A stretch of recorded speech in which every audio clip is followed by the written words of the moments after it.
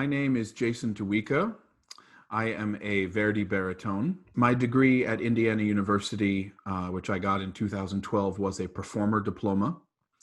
My current gig or project career is it's been truncated as so many of us have been hit so hard by COVID.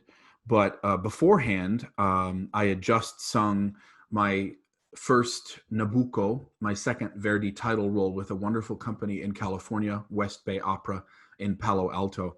And that was last October, a year ago this month. I had previously sung the title role in I Due Foscari, also by Verdi, there the previous February.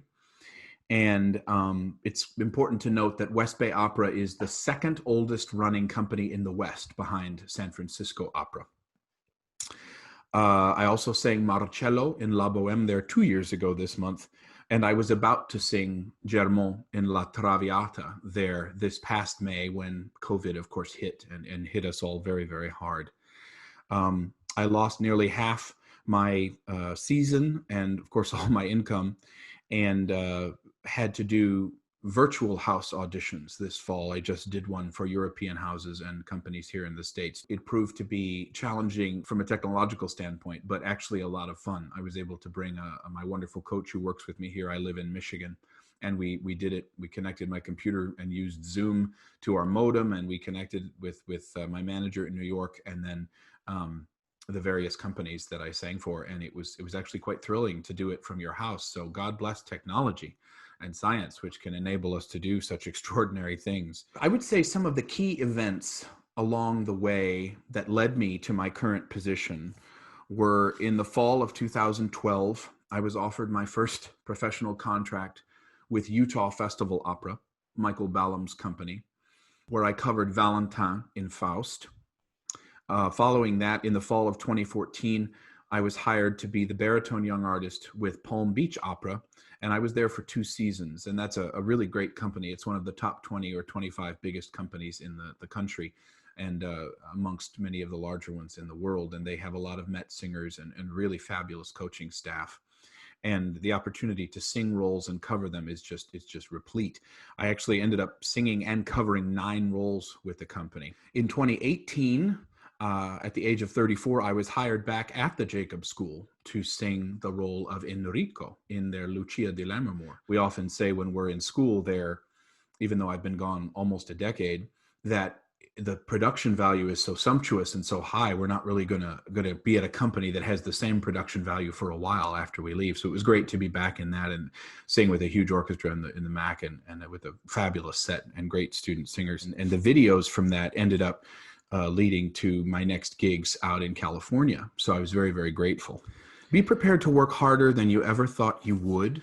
Be prepared to give more than you ever thought you could in terms of stamina, determination, patience, and levels of sacrifice, which will be tested in their highest capacities. The business will test your resilience, your patience, your voice's abilities, your mind over matter meter is what I call it. It tests your physicality, your physical ability to be able to sing when still exhausted. And as you age, it gets more and more demanding. It also requires you to anticipate things, not only just in terms of musical anticipation on the stage with the maestro and your co-stars, but also to be able to anticipate sort of trends, where people are being hired, while they're being hired, and what you can do to stay competitive.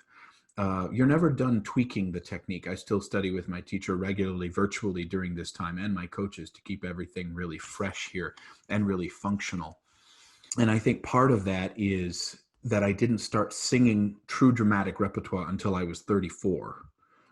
It really is something you kind of want to wait. And I know a lot of students I've spoken to both at Indiana and other places are just in a hurry to sing it all right now. And I would say my biggest advice would be don't be in a hurry.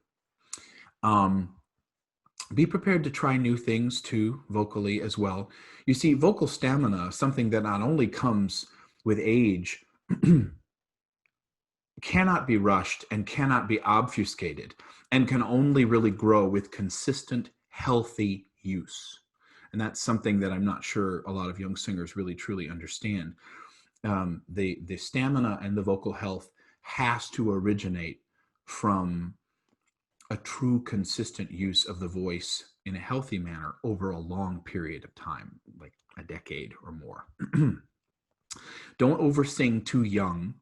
Most young singers are not necessarily going to be Verdi singers. It's a hard truth, but it needs to be said. Most young singers are going to become more lyrical ones. I would also avoid the mindset that one is better than the other. You can work hard and make your voice as pristine as it can be in whatever fach, whatever voice type you have. But if you think you are a Verdian singer, I would say get with a teacher that understands, that's older, that's performed, that understands that and can really help the growth there in a healthy way. A lot of the over singing does come from singers who work with teachers that do give them heavy rep, perhaps too soon. I would suggest young singers have the courage to stay in the lighter rep for longer.